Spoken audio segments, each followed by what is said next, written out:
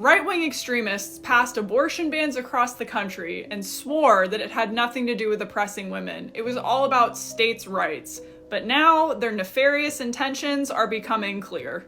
Going after your right to choose wasn't enough. Going after your right to access birth control wasn't enough.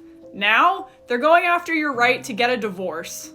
Yeah, you heard that right. Right-wing extremists want to make it harder for people to seek a divorce and require a finding of fault, even though modern no-fault divorce laws have been shown to massively decrease domestic violence and spousal homicide. So let's be clear, this agenda had nothing to do with states' rights. This is all about controlling women. I'm Cheyenne Hunt, and I'm running to become the first Gen Z woman ever elected to Congress because this is horrific, and young women cannot afford to sit back and wait. We have to stop this before it's too late. With the way women divorce just because they're bored or want to sleep with another man, no-fault divorce has to be banned to protect our resources. No man has to be fucked over just because you're bored. Don't get married if you can't go all the way. Simple. If ending no-fault divorce is a threat to your marriage, then you don't have a wife, you have a hostage. And if you don't respect yourself enough to let someone go when they don't want to be with you, then you really need to talk to a therapist. She's free to go, but not to take everything I worked for. Marriage is like a get-rich-quick scheme for you women these days. You don't even care about your kids. Very quick to divorce, very quick to become a single mom. The Christian nationalist white men who are advocating for the end of no-fault divorce and subsequent trapping of millions of women into very unhealthy and often very dangerous marriages have clearly never met a single woman in my family. Because if they had met even a single bitch in my matriarchal line, they would understand just how dangerous of a proposition that is for them. There's my great-grandma, who literally, my great-grandpa. There's my cousin, who her piece of abusive partner in the chest with a fork. There's my mom and her 7 sisters, who are literally 8 of the scariest bitches you will ever meet in your entire life. And I say that with great love and affection. And then there's me. And well, I can't say very much because technically the statute of limitations is not run out yet, but suffice it to say, I made sure he will never, ever do that to another woman. Ever again. So the next time that one of you sad little betas in the Christian nationalist movement get a bee in your bonnet about trapping women in shitty marriages, maybe take a moment to pause and imagine what it would be like to wake up in the middle of the night to the scariest, sturdiest Polish-German woman you have ever seen in your entire life, standing over you with a heavy cast iron skillet in one hand and a sharpened fork in the other. Are women marrying their enemies? Why are they so heartless? Talking about unaliving someone you claim you love. See why men want nothing to do with these women anymore? Marriage is just a business for them. They don't care about you. I just signed the final decree for my divorce, and after a year and a half of this shit and tens of thousands of dollars later, that had to be the most anticlimactic shit I could have ever expected. It truly comes down to you, a Bic pen, the notary, and some fucking paperwork stapled together. All the fanfare, all the excitement, all of the planning for weddings. It's so easy and fun to get married. It's fucking hard and long and expensive to get divorced, and then apparently it's also boring at the fucking end too. Don't get me wrong, there's been plenty of drama throughout the entire experience, but like the moment I've been waiting for, the moment so many people in my life have been waiting for, and it's just like the flattest feeling ever. I'm not sad, I'm not mad, I'm just like, what the fuck?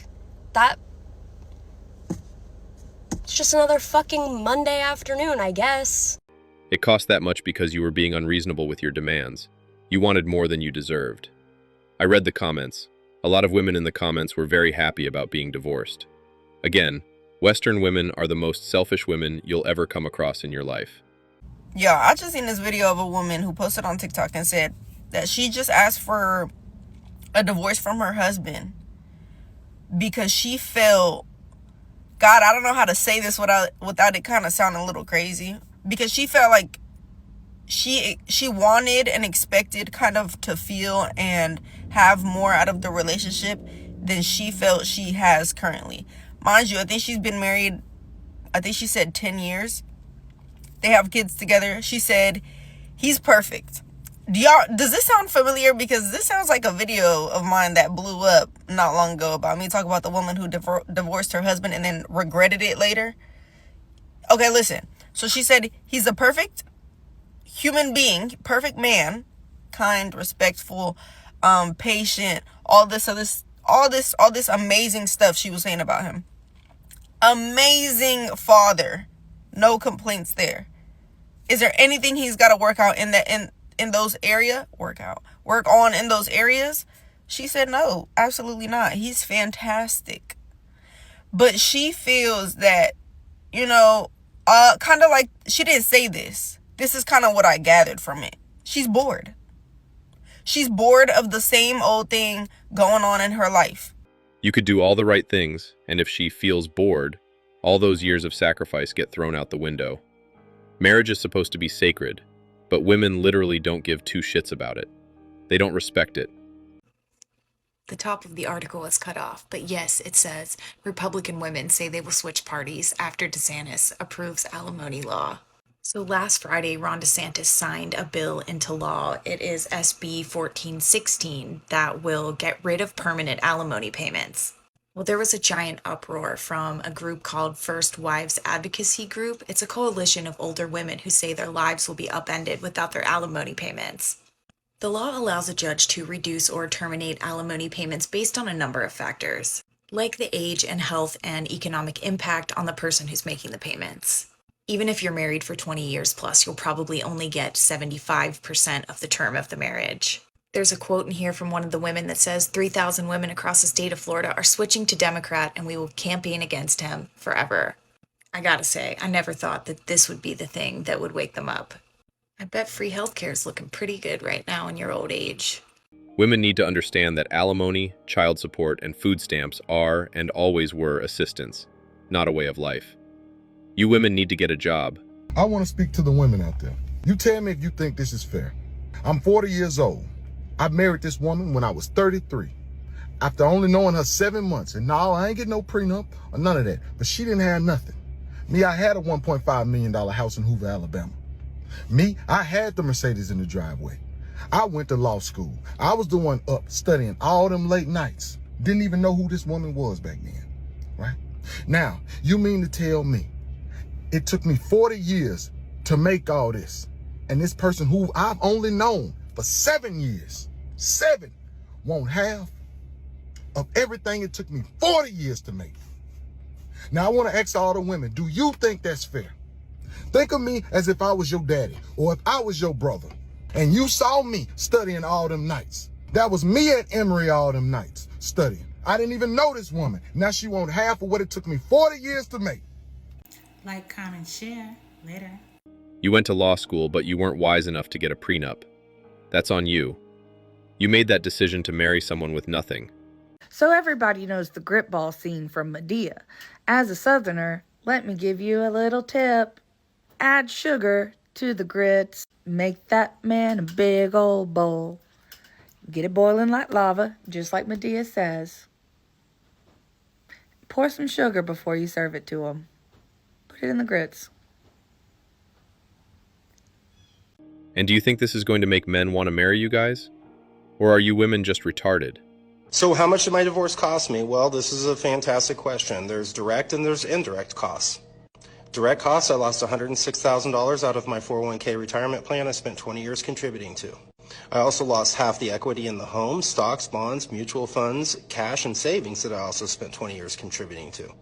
I also lost half of all the non-liquid assets like furniture, household goods, electronics, cars. Keep in mind, I paid for all of these. And this is in addition to financially supporting her and her/our daughter for 17 years, which is many hundreds of thousands of dollars. I'm now broke, live in a 2-bedroom apartment, and have a negative net worth for the first time since I was, 25. Indirect costs, my job, my sobriety, my self-worth, my masculinity, my hope for the future, my ability to trust women again, my belief in God, my pride, my motivation, my physical health. I don't know, let's just say everything. You see, when it comes to divorce, she will turn into a woman that you never knew. There's literally no benefit for a man to be married in 2025. So China has officially passed a law that will essentially state the following. As a man who is in the midst of divorce, you will no longer be forced to give up half of your belongings, net worth, etc. That's right, folks. If your wifey wants to leave you because she's no longer happy, right? She has outgrown the relationship. She can also outgrow your assets. That's how that's going to work from here on out. Now, I'm a believer that, if a man is trifling as hell, if he's abusive, if he's laying up with any old body, that you deserve to have a little something with you. But it turns out that a majority of divorces that take place within the Western world are not founded on any of those things. And around 70% of these divorces are initiated by the wife. So imagine where divorce rates would go if all of a sudden there was no financial benefit of leaving that man. And that goes for y'all too, ladies. If you've got the bag, you keep the bag. Simple. This should be a global rule. Anyway, that's all for today. Don't forget to hit the like and subscribe buttons. Also, click on the notification bell to know when I drop a new video. Bye.